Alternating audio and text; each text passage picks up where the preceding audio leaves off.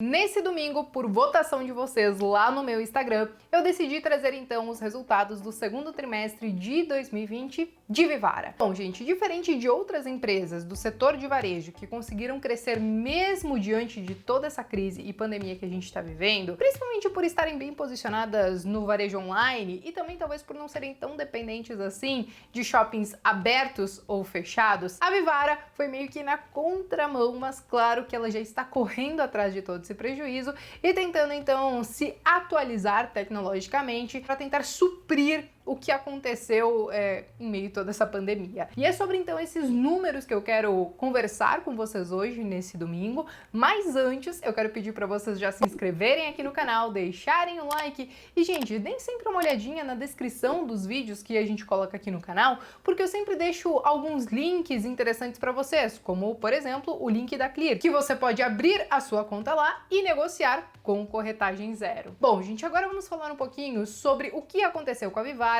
e também no que tudo isso pode ter refletido nos números que ela entregou nesse segundo trimestre de 2020. Bom, chegou a pandemia, não teve jeito, né? Muitos shoppings acabaram fechando, o comércio acabou fechando, e como a Vivara tem aí mais de 260 lojas ou pontos de venda, boa parte inclusive localizados dentro dos shoppings, ela acabou sendo muito afetada, porque de imediato a maioria das lojas foram fechadas. Quando chegou em abril, começou sim uma certa reabertura comercial, então ela conseguiu abrir 9 pontos de venda. Quando chegou maio, ela já tinha mais 26 pontos de venda abertos. Quando chegou em junho, ela já tinha conseguido então abrir mais 186 pontos de venda. Ainda assim, como isso foi de maneira gradual, isso não impediu que tudo isso acabasse refletindo no resultado de Vivara. Mas uma coisa que eles falaram na teleconferência é que por mais que tenha tido uma grande queda na receita dela durante esse período, agora no mês de agosto, eles já estavam retomando aos mesmos patamares do mesmo período do ano anterior, o que nos indica então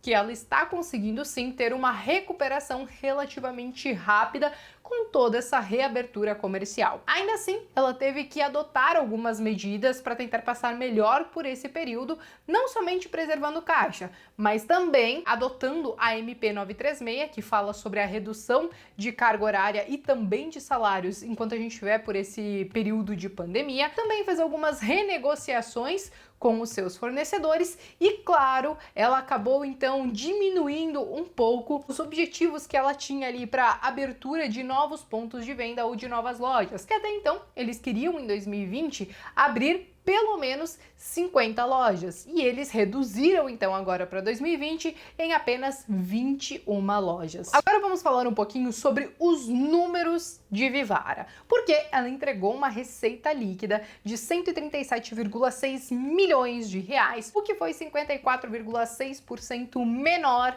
em relação ao mesmo período do ano anterior. Vale ressaltar que boa parte desse faturamento foi justamente por conta do fechamento das lojas físicas. Então as lojas físicas conseguiram aí uma receita de 59,4 milhões de reais, o que foi 83,2% menor do que o mesmo período do ano passado, enquanto o e-commerce conseguiu sim aumentar a sua receita em 108,4 milhões de reais, o que foi então 387% maior do que o mesmo período do ano passado. E vale ressaltar também que esse percentual tão grande se dá justamente porque até então no ano passado ela não era tão forte assim no varejo. E cabe ressaltar também que a Vivara, principalmente quando nós falamos aí de alguns produtos, como o produto Life e algumas joias, ela consegue sim ter um ganho muito grande, principalmente em datas comemorativas, como Dia dos Namorados, como Natal e tal. Bom, tudo isso, gente, toda essa receita e tudo mais, acabou resultando em um prejuízo de 1,6 milhões de reais. E aí, no fim das contas,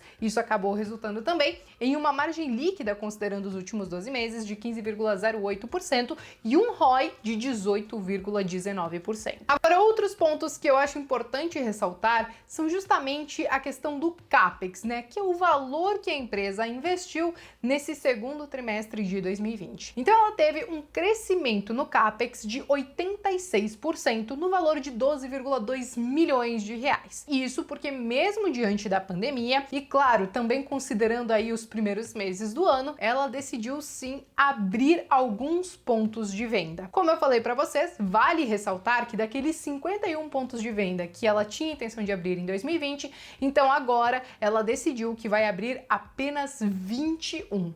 Mas ainda assim, ela teve um crescimento no CAPEX. Outra coisa que teve crescimento foi justamente nos empréstimos e financiamentos, que tiveram um crescimento de 7,2%. Enquanto, quando a gente fala daquele indicador da dívida líquida pelo EBITDA, e no caso dela o EBITDA ajustado, ele ficou em 1,3 vezes, considerando o primeiro semestre de 2020. E vale ressaltar que a Vivara ela é uma empresa bem pouco endividada, mas ainda assim ela está passando por um período relativamente complicado, que foi esse período de pandemia. E claro que isso já era esperado para a maioria das empresas. Algumas coisas que ela está tentando fazer para reverter tudo isso e se recuperar de maneira mais rápida é justamente incrementar toda essa questão e esse investimento em tecnologia para que ela continue forte no e-commerce, além de, claro, que durante a pandemia ela adotou algumas medidas para tentar continuar aí com uma certa receita e com as vendas, como a própria questão do drive-thru, onde as pessoas conseguiam ir nos shoppings e pedir o que queriam, então ela conseguia fazer as suas vendas por lá, além de, claro, vendas pelo WhatsApp das joias e das mercadorias que até então eram solicitadas e que as vendedoras conseguiam chamar os clientes para vender. Vale ressaltar também que toda essa receita que ela teve, apesar de ser bem menor em relação ao ano passado, existem dois produtos que se destacaram. O primeiro foi as joias, basicamente, e o segundo, gente, foi da linha Life. A linha Life, essa é, na verdade, uma das linhas que eu acho que quando tem aquelas datas comemorativas, são as que mais vendem, porque elas são basicamente isso aqui. Eu até separei para vocês verem. Essa pulseira aqui, que eu acho que foco não estamos tendo nesse momento, acho que agora tivemos. Enfim, e essa pulseira Life, ela é uma pulseira que você compra a pulseira e depois você vai comprando todos esses berloquezinhos, e aí geralmente você ganha um berloquezinho de presente, porque não é muito barato tudo isso daqui, né? De qualquer maneira, essas são as duas linhas que mais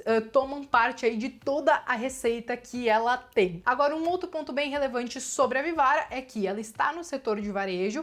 Como eu falei para vocês, esse mês, ou aliás, esse trimestre, ela entregou aí um prejuízo e, consequentemente, ela tem um dividend yield muito baixo, de 0,7%. Mas isso é muito comum quando a gente fala das empresas do setor de varejo. E agora, por último, mas não menos importante, eu quero falar um pouquinho sobre indicadores de preço, porque a Vivara ela tem uma queda acumulada de 20,9% neste ano de 2020, pelo menos até o momento que eu estou gravando, e ela então ficou com um PL, que é um preço pelo lucro, de 35 vezes. Então ela tá aí com um valor aproximado de R$23, o que é muito próximo a quando ela lançou o seu IPO no ano passado. Mas ela chegou sim já nos últimos meses, nas últimas semanas, a custar quase R$33, beleza? Bom, pessoal, eu acho que essas eram as informações mais relevantes sobre Vivara, mas se tem alguma coisa que talvez não tenha ficado tão claro para você, ou se você tem alguma sugestão